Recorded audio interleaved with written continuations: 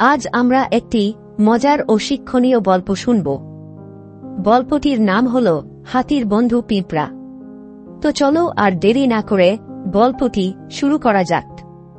ছোট্ট বন্ধুরা, গল্পগুলো ভালো লাগলে লাইক করতে আর তোমার প্রিয় বন্ধুদের সাথে শেয়ার করতে ভুলবে না। আর পরবর্তী গল্পগুলো শুনতে এখনই চ্যানেলটি সাবস্ক্রাইব করো।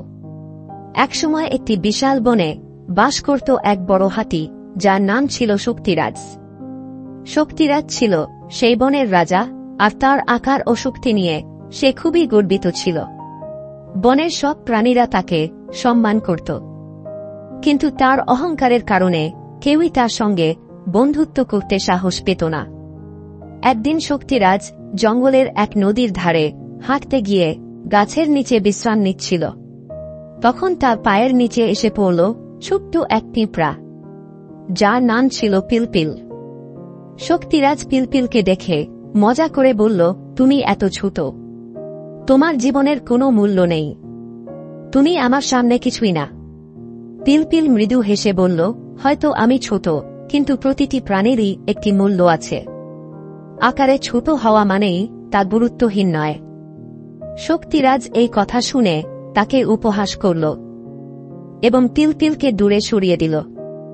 কয়েকদিন পর শক্তিরাজ গভীর জঙ্গলে হাঁটতে গিয়ে শিকারীদের পাতা একটি বড় জালে আটকে পড়ল।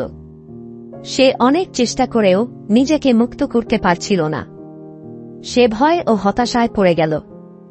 বনের প্রাণীদের কাছে সাহায্য চাইলেও কেউ এগিয়ে আসছিল না। তখন পিলপিল ঘটনাস্থলে উপস্থিত হল। সে শক্তিরাজকে জালে আটকা দেখে বলল, শক্তিরাজ, তুমি কি আমার সাহায্য চাইবে? শক্তিরাজ লজ্জায় মাথা নিচু করে বলল, তুমি এত ছোট, তুমি কিভাবে আমাকে সাহায্য করবে? পিলপিল মৃদু হাসি দিয়ে বলল, আমার আকার ছোট হলেও চেষ্টা করতে দাও। আকার নয়, ইচ্ছা আর বুদ্ধির মূল্য বড়। এরপর পিলপিল তার ক্ষুদ্র কিন্তু তীক্ষ্ণ দাঁত দিয়ে জালের রশি কাটতে শুরু করল। কিছুক্ষণের মধ্যেই সে পুরো জালটি কেটে শক্তিরাজকে মুক্ত করে দিল। শক্তিরাজ অবাক হয়ে বলল, তুমি এত ছোট, কিন্তু তোমার কাজ সত্যিই বড়। আমি তোমার প্রতি খুব কৃতজ্ঞ। তুমি প্রমাণ করেছ যে আকার বড় নয়, মন আর সাহায্যের ইচ্ছাই সবচেয়ে বড়। এই ঘটনার পর থেকে শক্তিরাজ এবং পিলপিল ভালো বন্ধু হয়ে গেল। শক্তিরাজ বুঝতে পারল, কাউকে তার আকার বা অবস্থান দিয়ে বিচার করা উচিত নয়। প্রকৃত বন্ধুত্বে সাহায্য করার ইচ্ছা এবং মন মানসিকতাই আসল। এই গল্পটি শিশুদের শেখায় যে কারো আকার দিয়ে তাকে অবমূল্যায়ন করা উচিত নয়। ছোট প্রাণীরাও বড়দের মতোই গুরুত্বপূর্ণ কাজ করতে পারে। সত্যিকারের বন্ধুত্বে ইচ্ছাশক্তি সবচেয়ে বড়।